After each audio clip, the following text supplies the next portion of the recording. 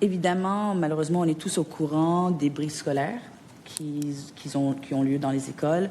Donc, bris scolaires, des jeunes avec des besoins particuliers dont les écoles n'ont pas les ressources pour les encadrer, pour bien leur offrir le service éducatif, donc vont les renvoyer à la maison.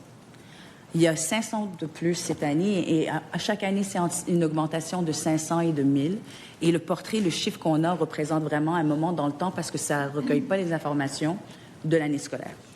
Ce que nous avons appris récemment de la Fédération québécoise de l'autisme, c'est qu'il y a plusieurs jeunes qui vont être victimes de bris scolaires, donc ils vont être à la maison avec leurs parents, et la DPJ va débarquer et va dire « Vous ne remplissez pas votre devoir d'éduquer votre enfant. » Et ils vont prendre les enfants et ils vont les sortir de la maison parce qu'ils blâment le parent de ne pas remplir ce devoir-là.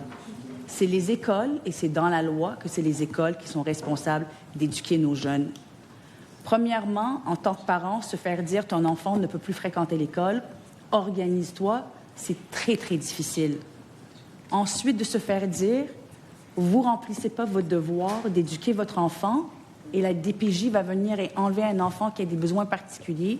Et là, vous avez changé la directive récemment, mais ce n'était pas le cas. Il y a quelques mois, qui pouvaient se retrouver dans un centre de jeunesse. Premièrement, étiez-vous au courant de cette réalité-là? Et est-ce que vous l'acceptez ou est-ce que vous allez demander... Est-ce que vous trouvez que c'est normal qu'une école qui n'a pas les ressources pour s'occuper d'un enfant renvoie l'enfant à la maison et la DPJ vont les séparer de leurs parents?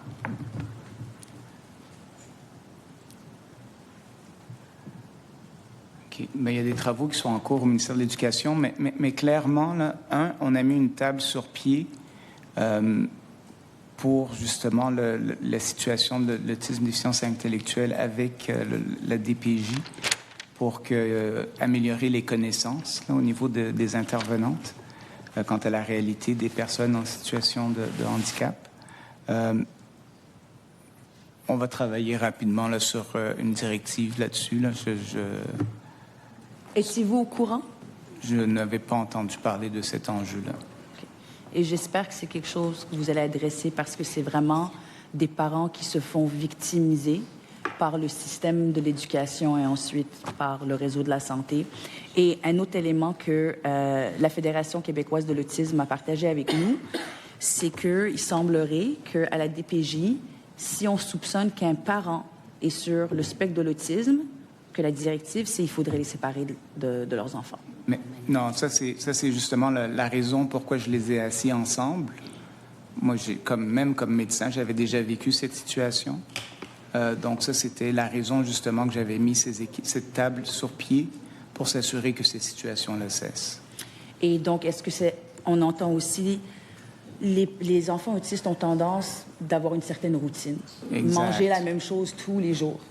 Et il y avait des dénonciations qui se faisaient de la part de professeurs pour dire, ben écoute, c'est un parent qui est négligent parce que le petit arrive avec le même dîner à tous les jours, mais c'est la réalité de ce petit-là. Donc, ça fait partie de ce que vous avez demandé lors de la mise en place de la table. Oui, puis c'est pour ça qu'on veut aussi, tu sais, il y a beaucoup des signalements.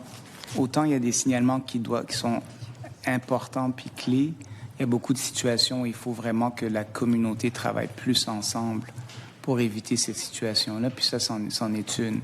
Puis là, vous parlez d'enfants autistes, mais moi, j'ai même entendu des signalements pour des raisons culturelles là, par rapport à la nourriture. Donc, il y a comme un réflexe dans notre société là, de signaler. Nous, on augmente les services en amont pour trouver d'autres sources d'aide, là. Mais il faut vraiment asseoir tout le monde à table autour des enfants puis prévenir ces signalements qui n'ont pas leur raison d'être. Tout à fait.